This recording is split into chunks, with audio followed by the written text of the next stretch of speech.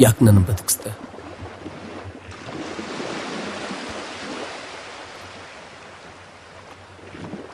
ಯಾಕೆ ನನ್ನ ಬದುಕಿಸ್ದೆ? ನಾನೆಲ್ಲಿ ಬದುಕಿಸ್ದೆ? ಯಾವಾಗ ಸಾಯ್ಬೇಕು ಅಂತ ಡಿಸೈಡ್ ಮಾಡ್ತೀಯೋ ಆವಾಗಲೇ ನೀನು ಸತ್ತೋದೆ. ಈಗ ಬರೀ ಬದುಕಿರೋ ಹೆಣ ನೀನು. ಓಹೋ, ಥ್ಯಾಂಕ್ಸ್ ಅಂದ್ಯಾ? ಪರವಾಗಿಲ್ಲ, ನೀನೇ ಇಟ್ಕೋ. ಸಾಯುವಂಥದ್ದು ಏನಾಗಿತ್ತು ನಿಂಗೆ? ನಿನಗೇನಕ್ಕೆ?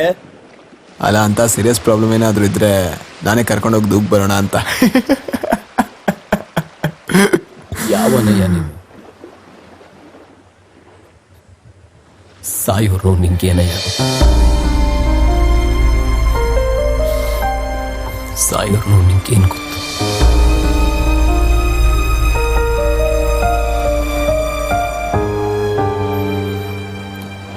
ನನ್ನ ಹೆಸರು ಜೀವನ್. ನನಗೊಂದು ಜೀವನ ಇತ್ತು. ಜೀವನ ಚೆನ್ನಾಗಿತ್ತು. ನಾನು, ನಮ್ಮಮ್ಮ, ನಮ್ಮಪ್ಪನ ನಂತರ ನನ್ನ ಜೀವನ ಬೇಗ ಬೇಜಾರಿಡಿತು ಕಾಣಿಸ್ತು. ನಾನು ಚಿಕ್ಕವನಿರ್ಬೇಕಾದ್ರೆ ನಾವು ಹೋಗ್ಬಿಟ್ರು. ಅಮ್ಮ ನನ್ನ ಖುಷಿಲೇ ನೋಡ್ಕೊಂಡ್ರು. ಬಟ್ಟಿ ಮಗಂದು ದುರಾಸೆ. ಜಾಸ್ತಿ ಖುಷಿ ಹುಡ್ಕಕ್ ಹೋದೆ.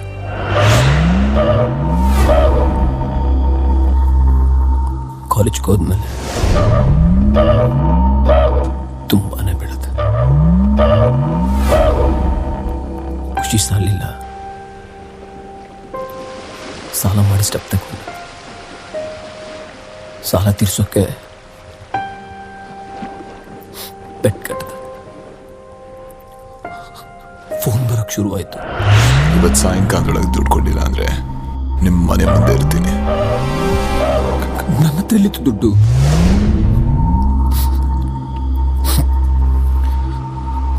ಆದರೆ ಜೀವನದಲ್ಲಿ ನಮ್ಮಪ್ಪ ನಮ್ಮಮ್ಮನಿಗೆ ಕೊಟ್ಟೇ ಇಲ್ಲ.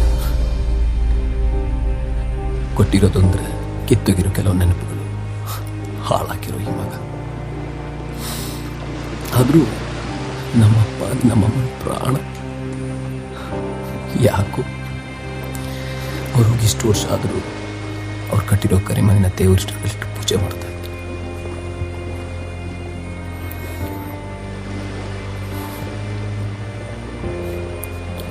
ಅವ್ರಿಗದ್ರಲ್ಲಿ ಪ್ರೀತಿ ಕಾಣಿಸ್ತು.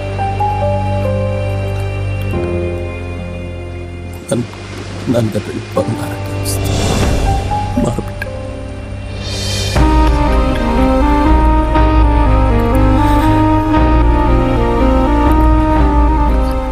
ಮುಗೀತು, ಎಲ್ಲ ಮುಗೀತು. ಏನು ಮುಗ್ದಿಲ್ಲ. ಎದ್ದು ಮನೆಗೆ ಹೋಗು. ಆಗಲ್ಲ. ಯಾಕಾಗಲ್ಲ?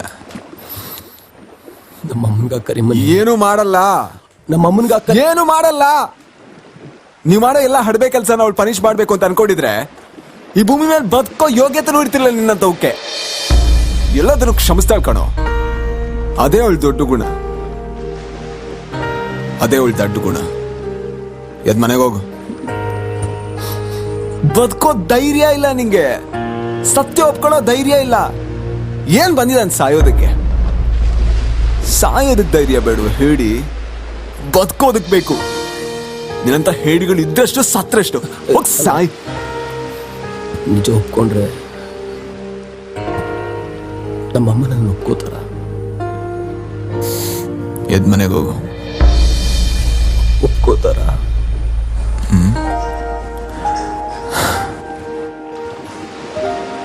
ಅಡ್ರೆಸ್ ಬರಿ. ನನಗೆ ಸಿಗ್ತೀನಿ ಅಂತ ಹೇಳಕ್ಕಾಗಲ್ಲ. ನಮಗೂ ಕೆಲಸ ಇರುತ್ತಲ್ಲಪ್ಪ, ಹೊಟ್ಟೆಪಾಡು. ವಾರ ವಾರ ಈ ಅಡ್ರೆಸ್ಗೆ ಒಂದು ಲೆಟರ್ ಬರಿತೀನಿ. ಕನ್ನಡ ಓದಕ್ಕೆ ಬರುತ್ತಲ್ಲ. ಬಾ.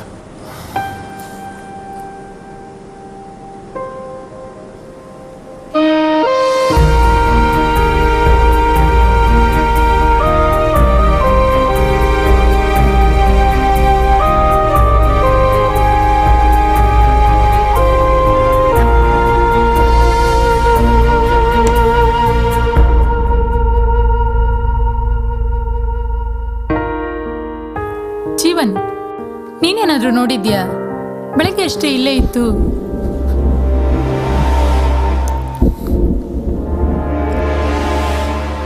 ನಾನು ತೆಗ್ದಿದ್ದೀನ.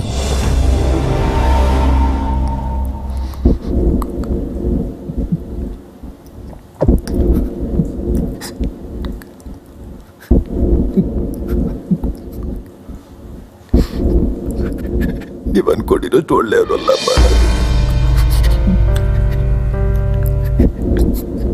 ನಿಮ್ಮ ಮಗ ಒಳ್ಳೆಯವರಲ್ಲ.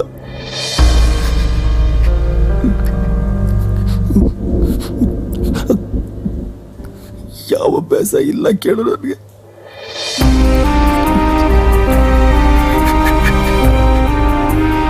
ಏನ್ ಅಭ್ಯಾಸ ಇಲ್ಲ, ಎಲ್ಲಾನು ಇದೆ, ಎಲ್ಲಾನು ಇದೆ. ಜೀವನ್, ಏನಾಯ್ತಪ್ಪ?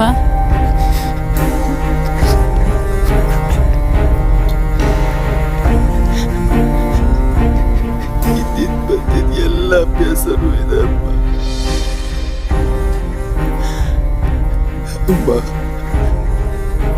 ನಾನು ಎಷ್ಟು ನಂಬಿದ್ದಲ್ವ ನೀನು.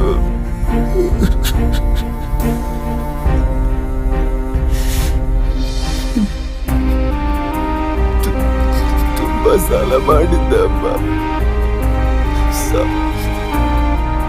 ಸಾಲ ತೀರ್ಸೋಕೆ ನಿಮ್ ಕರೆ ಮಾಡಿದ.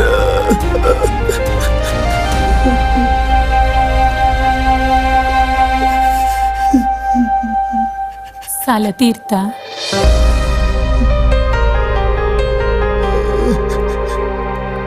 ತೀರ್ತಾ ಸಾಲ?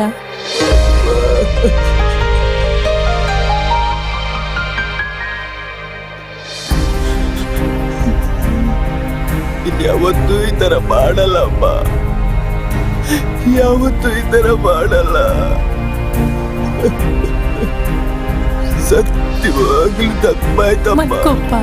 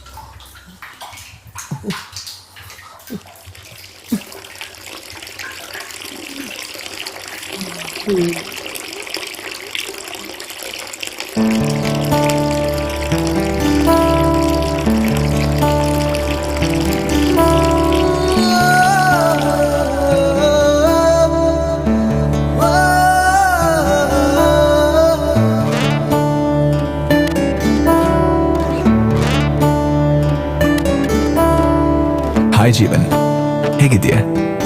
ಚೆನ್ನಾಗಿದ್ಯಾ? ಜೀವನ್, ಈ ಬದುಕಲ್ಲಿ ತುಂಬಾ ದೊಡ್ಡ ಖುಷಿ ಯಾವ್ದು ಗೊತ್ತಾ? ಬದುಕೋದು. ಬದುಕೇ ಇದು ಹಬ್ಬ. ಏನೇ ಮಾಡು, ಪ್ರತಿ ಕ್ಷಣ ಬದುಕೋ, ಪ್ರೀತಿಯಿಂದ ಬದುಕೋ. Enjoy life. ಇದು ಭಾಗ್ಯ, ಇದು ಭಾಗ್ಯ, ಇದು ಭಾಗ್ಯವಯ್ಯ. ಇದು ಭಾಗ್ಯ, ಇದು ಭಾಗ್ಯ, ಇದು ಭಾಗ್ಯವಯ್ಯ. ಪದುಮನಾಭನ ಪಾದ ಭಜನೆ ಸುಖವಯ್ಯ. ಪದುಮನಾಭನ ಪಾದ ಭಜನೆ ಸುಖವಯ್ಯ.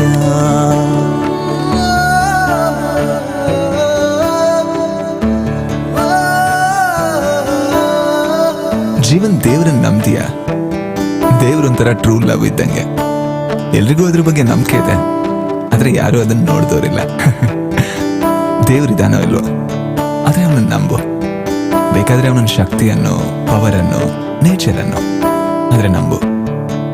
ಜೀವನದಲ್ಲಿ ತಲೆ ಎತ್ತಿ ನಡೆಯೋ ಧೈರ್ಯ ನಮ್ಮಲ್ಲಿರ್ಬೇಕು. ಜೊತೆಗೆ ನಮ್ಗಿಂತ ದೊಡ್ಡ ಶಕ್ತಿಗೆ ತಲೆ ತಗ್ಸಿ ಬಾಳೋ ವಿನಯತೆ ಕಲಿಬೇಕು. ತಲೆ ತಗ್ಸು, ಚಿಕ್ಕವನಾಗಲ್ಲ, ನೀ ತುಂಬಾ ದೊಡ್ಡವನಾಗ್ತೀಯ. Enjoy life. ಕಲ್ಲಾಗಿರಬೇಕು ಕಠಿಣ ಭಾವ ತೋರೆಗೆ, ಬಿಲ್ಲಾಗಿರಬೇಕು ತನ್ನವರೊಳಗೆ. ಮೆಲ್ಲಗೆ ಮಾಧವನ ಮನ ಮೆಚ್ಚಿಸಬೇಕು, ಬೆಲ್ಲವಾಗಿರಬೇಕು ಬಲ್ಲವರೊಳಗೆ.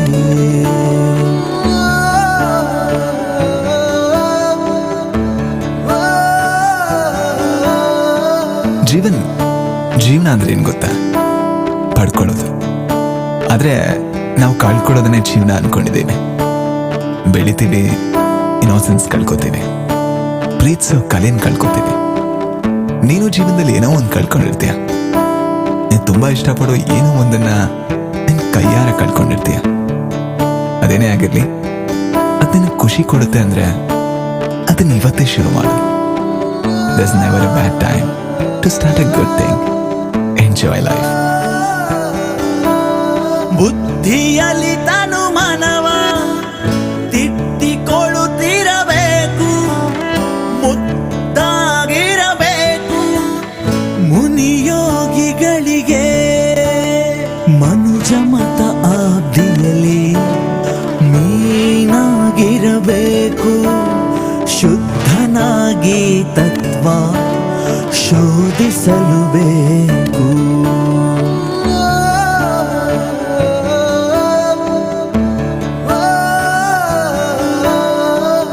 ಹೇಗಿದೆ ಜೀವನ? ಸ್ವಲ್ಪ ಆದ್ರೂ ಬದಲಾಗಿರ್ಬೇಕು. ಇಲ್ಲ ಅಂದ್ರೆ ಒಂದೋ ನಾನ್ ಕೆಟ್ಟ ಟೀಚರು ಅಥವಾ ನೀನ್ ಕೆಟ್ಟ ಸ್ಟೂಡೆಂಟ್. ಅನ್ಸಿಲ್ವಾ ನಿಂಗೆ ಒಂದ್ಸರನಾದ್ರು? ಅಲ್ಲ, ಇವನ್ ಯಾಕೆ ನನ್ನ ಜೀವನ ಚೇಂಜ್ ಮಾಡ್ಬೇಕು ಅಂತ ಕಷ್ಟಪಡ್ತಿದ್ದಾನೆ ಅಂತ? ಅದ್ರಿಂದ ಇವನ್ಗೇನ್ ಲಾಭ? ಲಾಭ ಇಲ್ಲದೆ ಯಾರು ಯಾವ ಕೆಲಸನೂ ಮಾಡಲ್ಲ ಜೀವನ್. ನನ್ಗೂ ಲಾಭ ಇದೆ. ಏನ್ ಲಾಭ? ಕೆಳಗಡೆ ನನ್ನ ಅಡ್ರೆಸ್ ಇದೆ, ಬಾ, ಗೊತ್ತಾಗುತ್ತೆ. Enjoy life. ವಿಷಯದ ತೃಣಕ್ಕೆ ಉರಿಯಾಗಿರಬೇಕು, ರಾಶಿ ಹಗಲು ಶ್ರೀಹರಿಯ ನೀ ಭಜಿಸಬೇಕು ವಸುಧೆಯೊಳು ಪುರಂದರ ವಿಠಲನ ನಾಮವನು ಹಸನಾಗಿ ನೆನೆದು ಸುಖಿಯಾಗಿರಬೇಕು.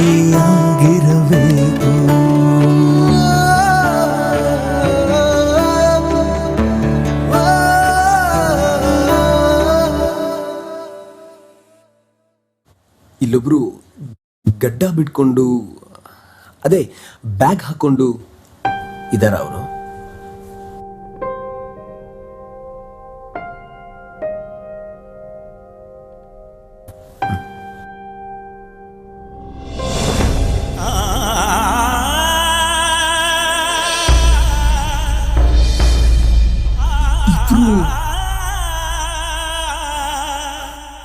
ನನ್ನ ಮಗ 3 ವಾರ ಆಯ್ತು. 3 ವಾರನ? ಮೊನ್ನೆ ಅಷ್ಟೇ ಈ ಲೆಟರ್ನ ಕಳಿಸಿದ್ರು. ಜೀವನ್ ಅಲ್ಲ, ಸಾಯೋ 4 ದಿನ ಮುಂಚೆ ಎಲ್ಲ ಪತ್ರ ಬರೆದಿದ್ದ. ವಾರ ವಾರ ಒಂದೊಂದು ಕಳ್ಸೋಕೆ ಹೇಳಿದ್ದ. ನಿನ್ನ ಅಡ್ರೆಸ್ಗೆ ನಾನೇ ಕಳಿಸ್ತಿದ್ದೆ.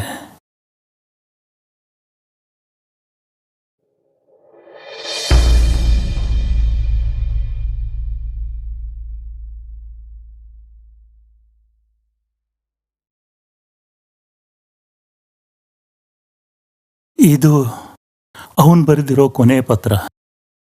ನೀನ್ ಇಲ್ಲಿಗೆ ಬಂದಾಗ ಕೊಡೋಕ್ ಹೇಳಿದ್ದ.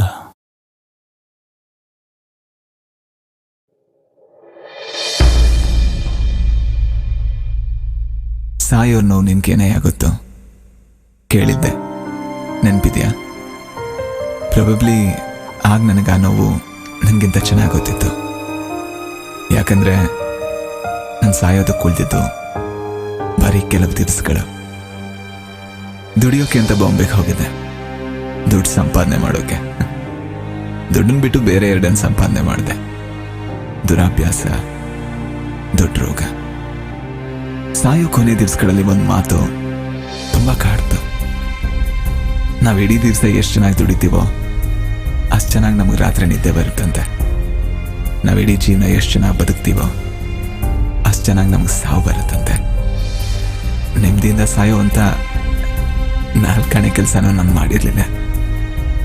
ಅದಕ್ಕೆ ಅವತ್ತು ಅಲ್ಲಿಗೆ ಬಂದಿದ್ದೆ. ಗೊತ್ತಿತ್ತು ಅದು ಸುಸೈಡ್ ಪಾಯಿಂಟ್ ಅಂತ. ನನ್ನ ಪುಣ್ಯ ನನಗೆ ನೀನು ಸಿಕ್ತೆ. ನಾನು ಮೊದಲೇ ದಾರಿ ತಪ್ಪಿದ್ದೆ. ಅದೇ ದಾರಿಲಿ ನೀನು ನನ್ನ ಹಿಂದೆನೇ ಬರ್ತಿದ್ದೆ. ಏನೋ ನಾನು ಎಡವಿದ ಕಡೆ ನಿನ್ನ ಕೈ ಹಿಡಿಯೋ ಪ್ರಯತ್ನ ಮಾಡಿದೆ. ಜೀವನ್, ನಾನು ನಿನಗೇನು ಕೊಡೋಕಾಯ್ತೋ ನನಗೆ ಗೊತ್ತಿಲ್ಲ. ಆದರೆ ನೀನು ನನಗೆ ಕೊಟ್ಟಿರೋ ಆ ಸಾಯೋ ಕಾಲದ ನೆಮ್ಮದಿಗೆ ನಾನು ಚಿರಋಣಿ. Thank you so much. Enjoy life. ಜೀವನ್, ಅಂದಾಗೆ ಹೇಗಿದೆ ಜೀವನ?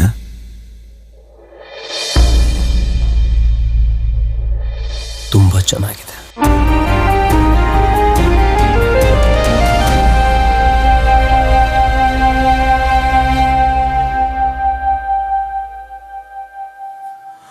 ಇದು ಭಾಗ್ಯ, ಇದು ಭಾಗ್ಯ, ಇದು ಭಾಗ್ಯವಯ್ಯ. ಇದು ಭಾಗ್ಯ, ಇದು ಭಾಗ್ಯ, ಇದು ಭಾಗ್ಯವಯ್ಯ.